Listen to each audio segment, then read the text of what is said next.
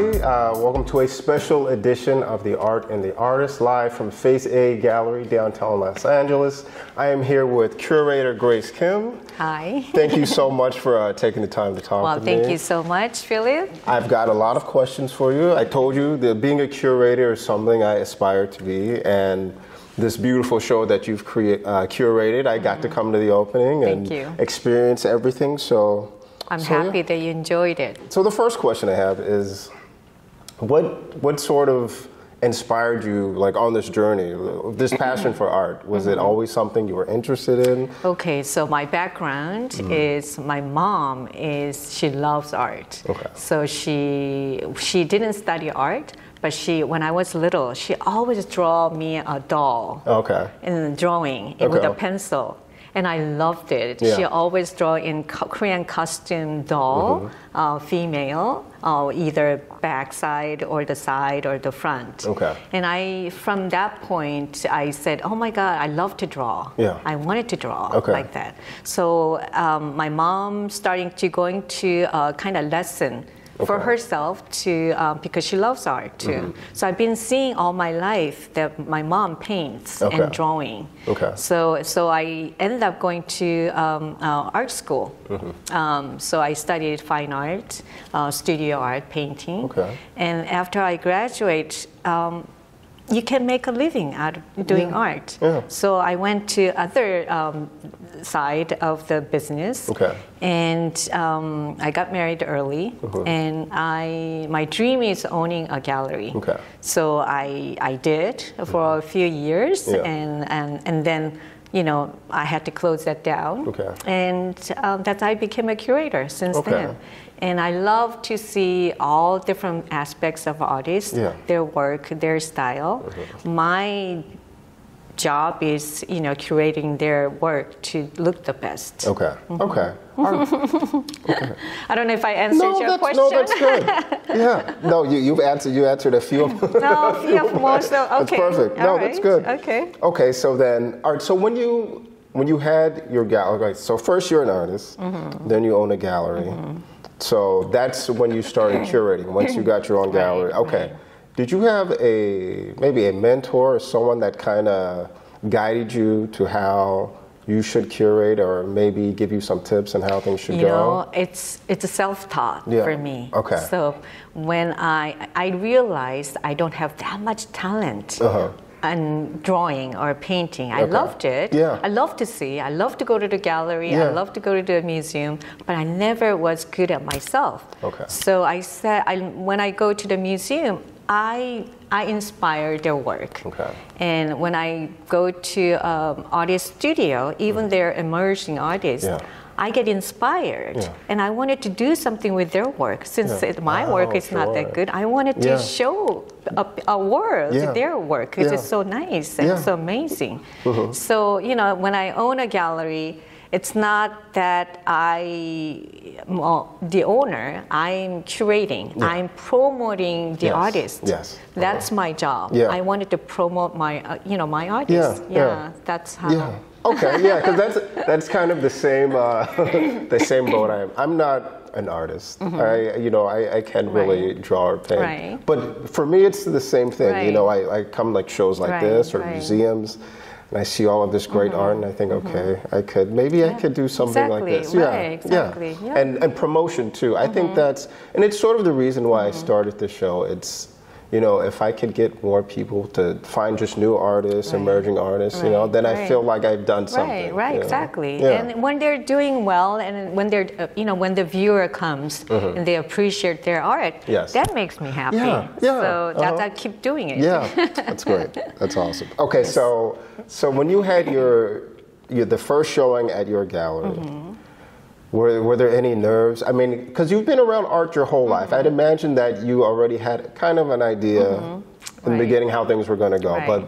But was it any, like I said, like nerves? I feel like I would be very nervous the first time. Well, because it's not that at the time, my ex-husband is an architect, so he had an office in the back of my space. Okay. So I didn't have that pressure that I have to make a living out of this. Oh, sure. So I was enjoying more. Oh, okay. So I was enjoying it, whether this is going to be successful or not. As long as I'm enjoying it and the artist enjoying it, that's the whole thing. Yeah. I want it to be more fun to have an opening, not just the pressure that I have to sell this, I have to, of course I wanted to sell for the artist because it's good for them, good for me. It's also, owning a gallery is it's a business too. So it's a lot of conflicts too. I mean, there is a certain art that I really wanted to show, but back of my mind, can I sell this? Oh, yes. So there's a two side when you're running the gallery. As a curator, I don't have to think about that much because I do want it to also curate something that it's not a sellable, but it has so much artistic value that I wanted to show. So that means I have to find a gallery who is willing to show those, conceptual art, something that you cannot sell. But it's a value of art is there. So that's great. Okay, so when you're gathering art for a show, so it's not always, or if I'm understanding correctly, it's not always okay. I think this will sell, but if it doesn't fit, maybe like the theme or the narrative of the show. Even if you think, someone will buy this, but it doesn't fit, it just doesn't go in the show. So when I kind of collaborating with, especially when it's a group show, I have to collaborate with another, few artists.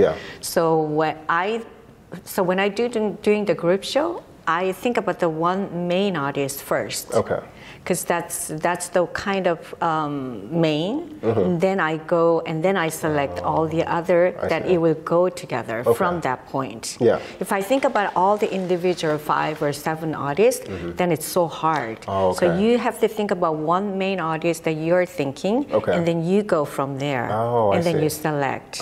And even though it's, how do I select the art piece? I usually visit their studio. And it has touched my heart. I have to feel something. There's tons of artwork on their studio. Which one that I'm picking is whatever it feels me. I mean, I have to feel something. And my heart has to say something when I'm looking at this piece. Even same thing at the museum. When I go to the museum, do I stand every single piece? No. I pass by and something, catches my eye, right? And then you stand there for a few minutes. And it's the same thing. So I go to their studio and there's tons of artwork. There's something that it catches my eyes. And then I pick those. And I'm sure it's a human being and someone will have the same feeling as me, then they were drawing to those. I cannot satisfy every single people, to satisfy all the artwork that I pick. Everybody has their, their differences. So. Oh, that's great. This is very informative. All right. So when you're so let's say a gallery reaches out to you and they say, okay, I want you to create a show. Do they ever have an artist in mind, or they give you complete control? So it's between. It's half and half. So sometimes they say, I'm thinking about this artist, but then you can add. So it's up to you, but I really want to add this artist. Then I go from there to curate the whole thing. Some galleries, it's up to you. Whatever you have, bring it to me, and then I will see, and then we'll do it. So, I have a few I have to have a concept before I present it to the gallery. And if the gallery reached out to me, then I see, do I want to do it? Or, I got to see if there's a little budget in it. Because in order to curate and exhibit an art show, it's good to have the gallery has a little bit of budget into it, because my job is not just hanging on the wall. Sure. My job is to bring each piece looks the best in that certain space. Sure. That means I can either change the color of the paint of the wall. Okay. Sometimes I have to make a shelf to look better. Yeah. The lighting, it's everything has to combine together. Okay. I'm a little bit of perfectionist when it comes to exhibition. Sure. Everything has to be right. It's got to be perfect. Right. Yeah. And then when people come, I have to have that wow moment. Yeah. Yeah. And I think that's very important in a detail, attention to detail. Yeah. Especially curator has to be a little bit of perfectionist and open mind. Yes. Then you can curate. Yeah. Oh, that's great. That's great. Yeah, you just answered a bunch of my questions. Oh, okay. I'm sorry. I will probably enjoy this more than most of them. Okay. So you have the artist in mind already, and you go to the gallery to see something. Is it you see one piece and then maybe everything is sort of based around that particular piece, or does it have to do more with the theme of the show? It's a theme of the show for me. Okay. I mean, it really depends on each exhibition, how I'm going to do. Yeah. So the next few exhibitions that I'm thinking is quite a few different themes that I'm thinking of. So when I'm thinking about, so my father is 90 years old and his health is declining. So I know he's not going to be with me for a long time. And I wanted to curate for our fathers, you know, because we have so much relationship with our mothers, right? Yeah. But our father is a little bit of different figures that we're thinking. Yeah. So how can we, as an artist, how can you kind of show it on your art piece when you're thinking about your father? Yeah. Everyone has a different father, right? Some might have no father, you know? They don't even never saw them. Oh, absolutely. Yeah. So there's many different figure of fathers. So when I'm thinking about theme first, then I reach out to an artist. Oh, I see. To, you know, I'm thinking about this. Yeah. Can you create something in your style? Okay. What do you think about your father? Yeah. Because I wanted to bring so many different figure of father, not just the father of, you know, it can be God too. That can be your father too. So, you know, whatever you think of your father, what do you think? Yeah. And then, you know, so those things that I do. Okay. Not just looking at the art and then, you know, going around with the theme, but I'm thinking about my theme and then searching for an artist. Okay. Yeah. Okay, so do you usually have like a pool of artists that you represent or that you use from? Yeah. And is it possible for artists, let's say an artist knows who you are, he knows you're a curator, and they want to reach out to you? Yes. So please reach out to me. So they can do that. Of course, because as a curator, I'm not particularly just one style of artist. Yes. I'm open-minded, and I open to any artist who wants to show their art.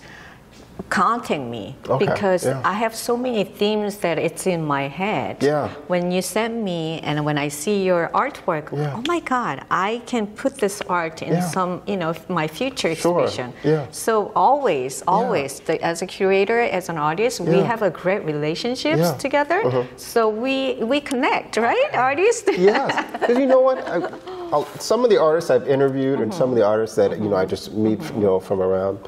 It seems like they're a little bit intimidated, or they don't know how to go about, you know, reaching out to a gallery or a curator. Yes, so I totally understand what you're saying because I've seen other curators that they don't want to, you know. Oh, sure, just don't email me, don't do anything. Yeah. You know, no submission is allowed. For me, having an artist and curator has to have a very close relationship. Yes. It's a relationship. Everything is about the relationship. I mean, even our life, everything is about the relationship, especially curators, the gallery owners, the directors, and the artists. Three has to combine together. Yeah.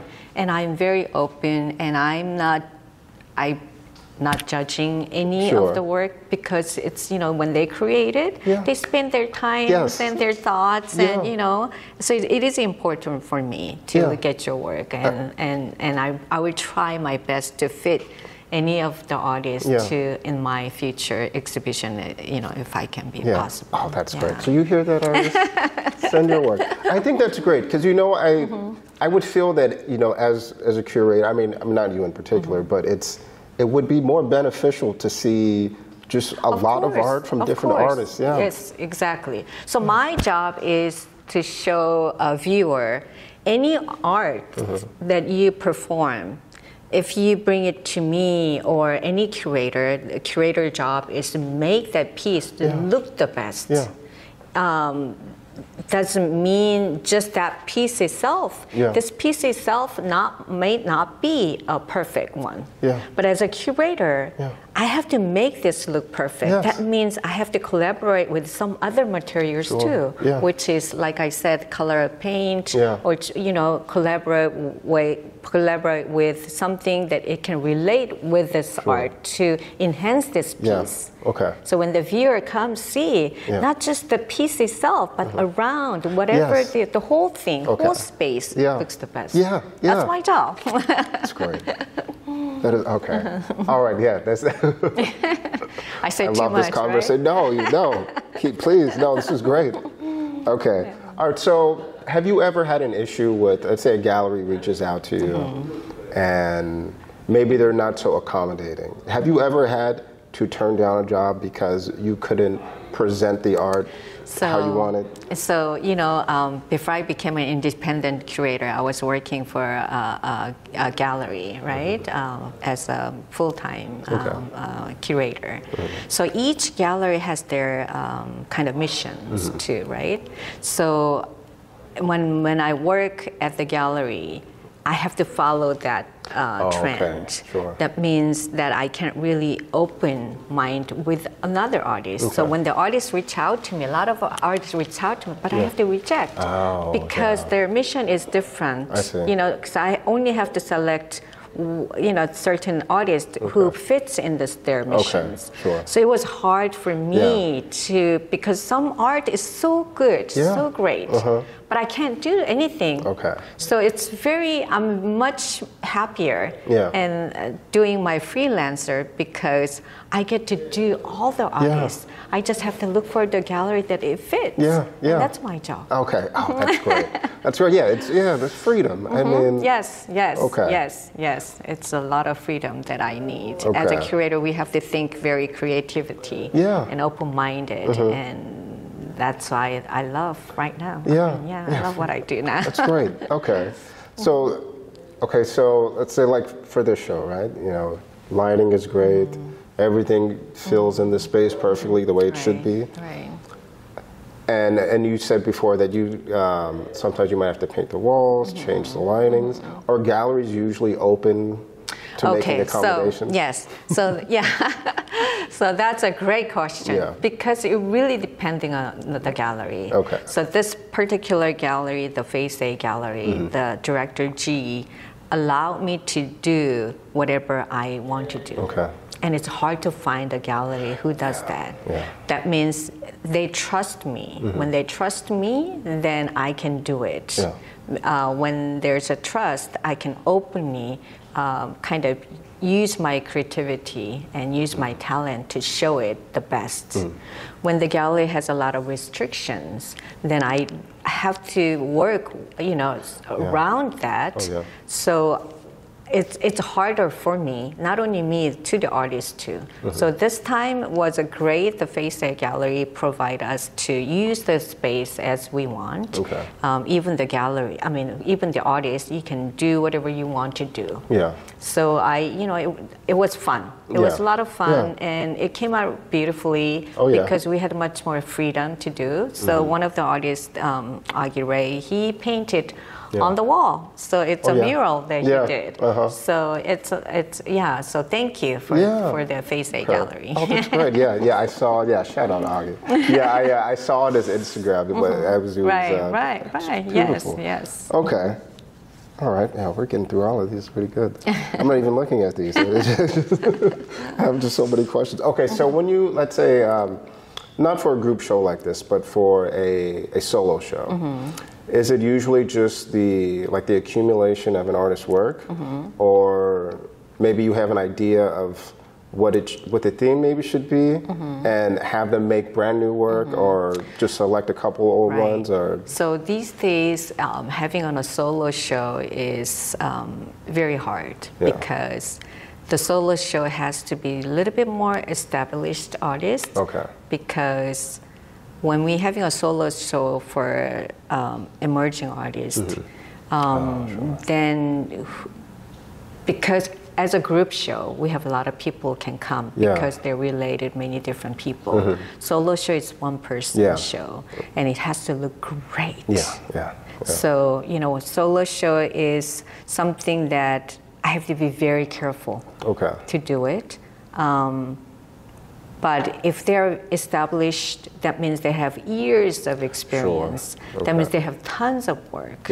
So do I really want to show from old to current? Or do I only show the newest work? You know, artists, any artist, they evolve from time to time. They change their work. You know, so it really depends. Do I want to show all those through the journey of the artist? Or do I make a theme? Since they have tons of artwork, do I make a theme and choose from each period for this theme? Or do I just show the newest work? So it really depends on the artist and me, how we wanted to do. We communicate. I mean, when I go to the art studio, I spend there for quite a long time to look at every single thing and talk to artists, their backgrounds, you know, what's their motivation, what inspires you. You know, those are very important for me when I curate because I have to know their background. I have to know them well. So I can kind of express, you know, when they're not there, I have to show and I have to talk to people. That's right. So I have to know the artist very well. All right. Oh, God. It's a lot. So for emerging artists, then, it's probably better to have group shows.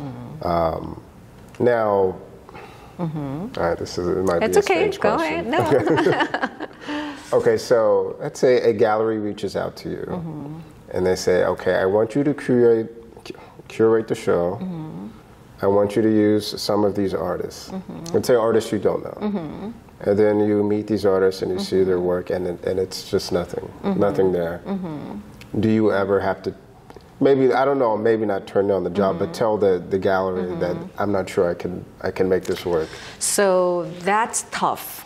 So because when it's given the opportunity to me, I try to do my best to take it and try make it that to a best show.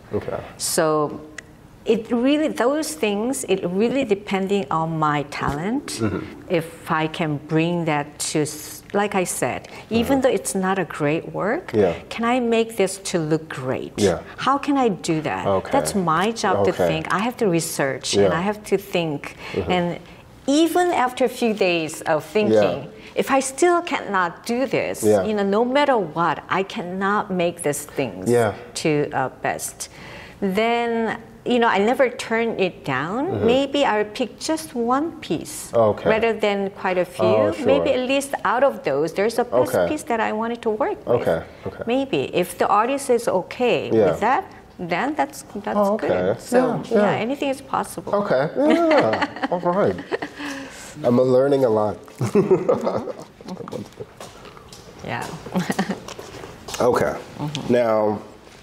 Now these shows are obviously to show off the artist, to show off the gallery, how everything is put together. But I know a lot of artists would like to know, how often do just people come off the street, or maybe even some people that the artists know come in here and actually purchase the art that's in the show? Is it common? I've got, this is a multi-layered question. Okay, so I'll stop with that right there. Okay, so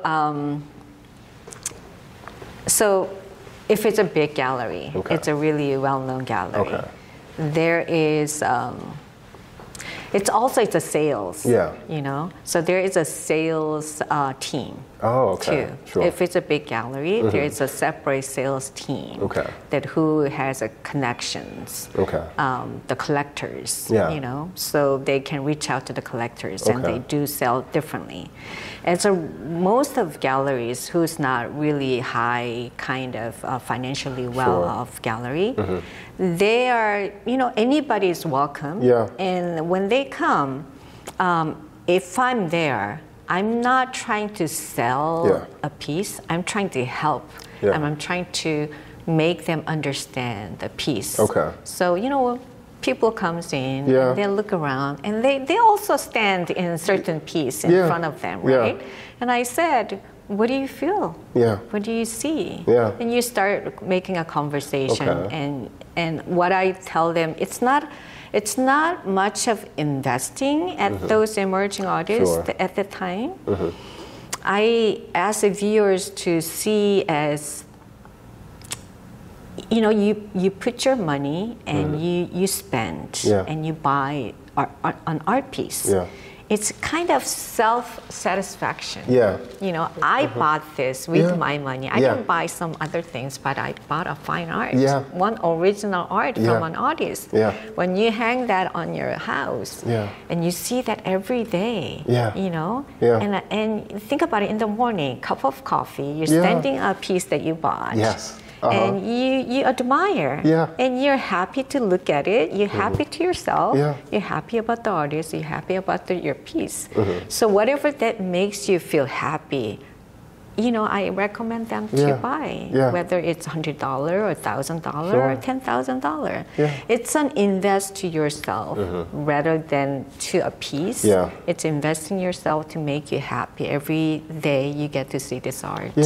And I do have a few pieces at home, and I love it. I mean, every morning, every time I pass by, I look at it and I see, sometimes I see different things. You know, it's depending on my mood. Sometimes it looks sad, sometimes it looks happy. So whenever, you know, I feel that through my art. I completely understand that. Right? And you know what, people, this is a message from me, okay? Like, if you're coming out to these shows, you know, it's a wonderful thing to support the artist, but yeah, it's you're buying something that is a one of a kind. You know, it's something, and also you're helping to support, you know, an artist that you love. So, you know, instead of buying something you don't need, you can have some art that you can have forever. Absolutely. Yes, thank you. Okay, so another question in that sort of line. All right, so this is probably more for a bigger gallery. Before the show goes out, so I've been to shows where I go there and they'll have like a list of the art, and I notice a lot of it's already sold. So is there ever like an early show for maybe potential buyers? They can come see it before the show opens? Yes, there is a kind of preview.